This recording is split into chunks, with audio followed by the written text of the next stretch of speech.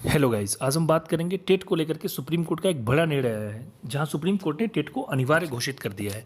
ऐसे में वो कौन से शिक्षक हैं जिनको टेट पास करने से छूट दी गई है और क्यों दी गई है, किस प्रकार से, किस आधार पर वो छूट दी गई है। साथ ही ऐसे कौन से शिक्षक हैं जिनको 2 साल का टाइम दिया गया है टेट पास होने के लिए, और यदि वे टेट पास नहीं होते हैं तो उनका प्रमोशन रुकेगा या फिर उनको नौकरी से हाथ धोना पड़ेगा।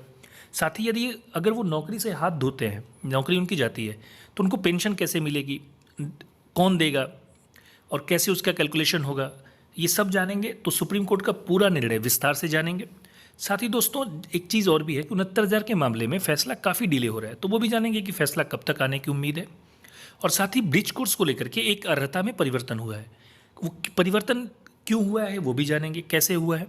पर सबसे बड़ी चीज़ जो है टेट को लेकर के, तो सबसे पहले सुनते हैं जज साहब का निर्णय, जो कि सबसे इंपॉर्टेंट है इन सर्विस के लिए। Insofar as in-service teachers recruited prior to enactment of the RTA and having more than 5 years to retire on superannuation are concerned, they shall be under an obligation to qualify the TET within 2 years from date in order to continue in service. If any of such teachers fail to qualify the TET within the time that we have allowed, they shall have to quit service. They may be compulsorily retired and paid whatever terminal benefits they are entitled to. We add a rider that to qualify for the terminal benefits, such teachers must have put in the qualifying period of service in accordance with the rules. If any teacher has not put in the qualifying service and there is some deficiency, his case may be considered by the appropriate department in the government upon a representation being made by him.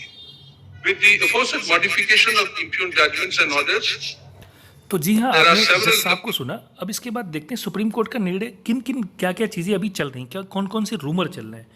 तो कुछ लोग कह रहे हैं कि supreme court ने शिक्षकों के 4 वर्ग बनाए हैं, कुछ को टेट पास करना है, कुछ को टेट पास नहीं करना है, तो वो भी जानेंगे। क्या किसी की नौकरी नहीं जाएगी, इसको विस्तार से जानेंगे।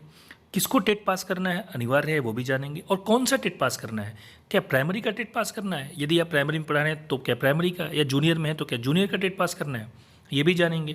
और जो लोग बाहर होंगे उनका क्या होगा, उनको पेंशन कैसे मिलेगी, यदि 20 साल नहीं होते हैं तो कैसे पेंशन कैलकुलेट होगी, उसके लिए अथॉरिटी कौन होगी, वो भी जानेंगे।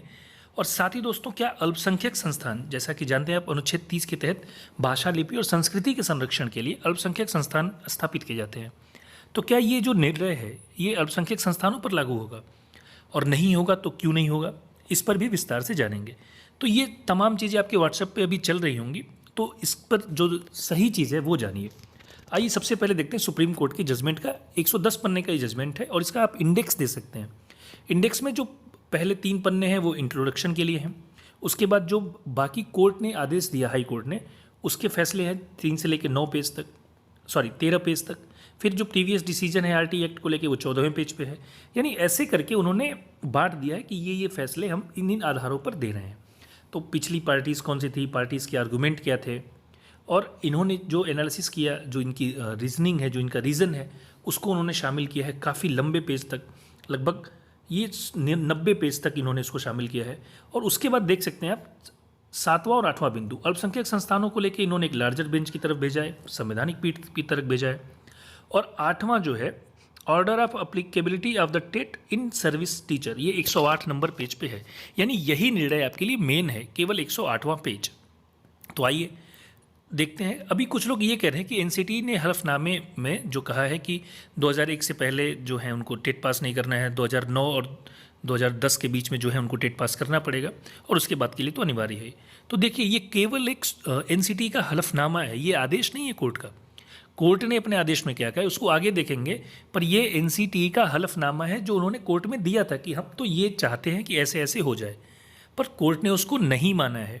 ऐसे में आप अगर हलफनामे की स्क्रीनशॉट यूज़ करते हैं तो उसकी कोई वैल्यू नहीं है। ऐसी देखिए एक चीज़ और व्हाट्सएप पे आपको मिल रही होगी, जो कि 21वें बिंदु में है। ये आप देख रहे हैं, ये 21वें बिंदु में ये मद्रास हाई कोर्ट का डिसीज़न है।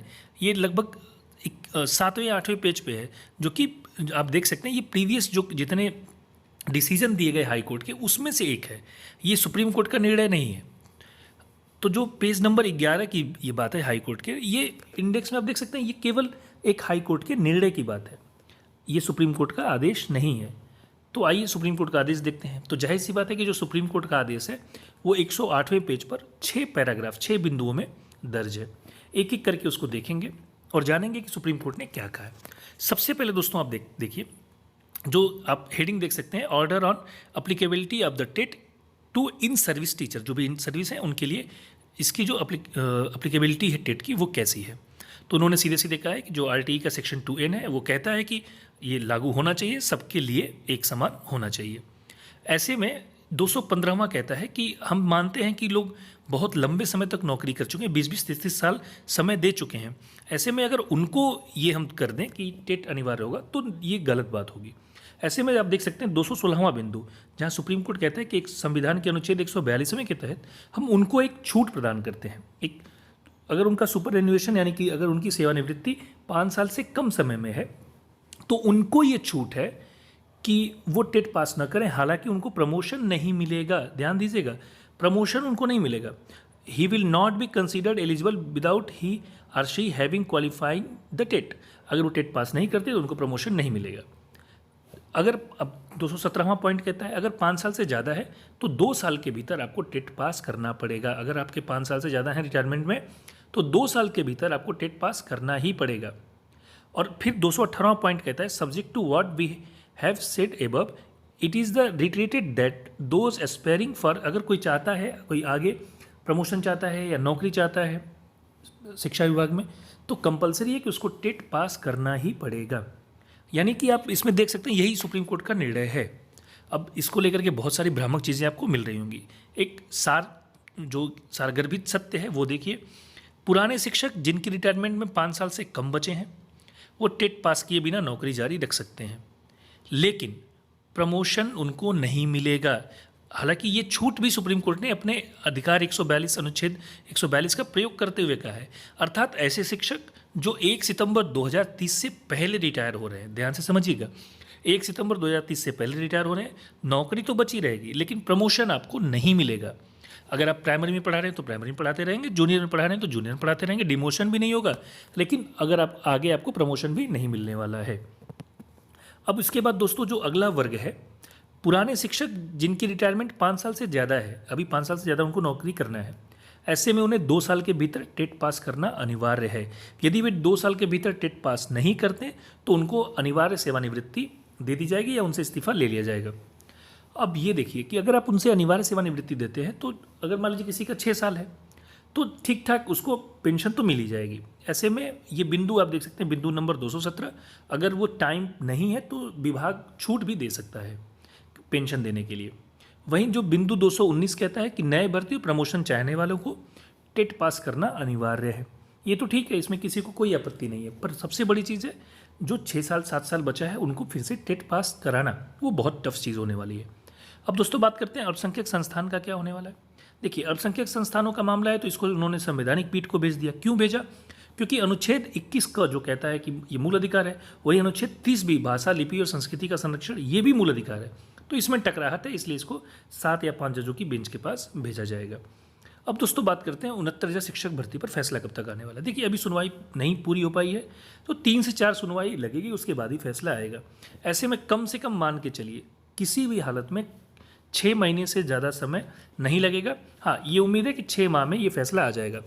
अब दोस्तों फैसला कैसा आएगा, उसका प्रभाव क्या होगा, इस पर एक अगली वीडियो में ज़रूर बनाऊंगा, लेकिन फिलहाल हम केवल इसी मुद्दे पर बात करने वाले थे कि 69,000 मामले में फैसला कब तक आने वाला है। और सुप्रीम कोर्ट अभी जिस हिसाब से फैसला दे रहा है, सोचिए जो 15 साल 16 साल नौकरी कर चुके उनको नहीं छोड़ा टेट के लिए, तो ऐसे में आप उम्मीद रखिए कि कड़ा फैसला आ सकता है। अब इसके बाद दोस्तों बात करते हैं ब्रिज कोर्स को लेकर के कि ब्रिज कोर्स के आवेदन में अर्हता है क्या। देखिए, एनसीटी 2018 के नोटिफिकेशन के तहत आप गवर्नमेंट नौकरी में हो, अगर आप प्राइवेट नौकरी में हो तो आपके लिए ब्रिज कोर्स की ज़रूरत नहीं है। गवर्नमेंट नौकरी होनी चाहिए और एनसीटी 2018 के नोटिफिकेशन के तहत होनी चाहिए। 2018 से 2023 के बीच में नौकरी हो, बीएड आपने किया हो। पहले एनसीटी ने 2010 के गजट में कहा था कि 50% स्नातक होना चाहिए, लेकिन ये 2010 का गजट है एनसीटी का, अभी का नहीं।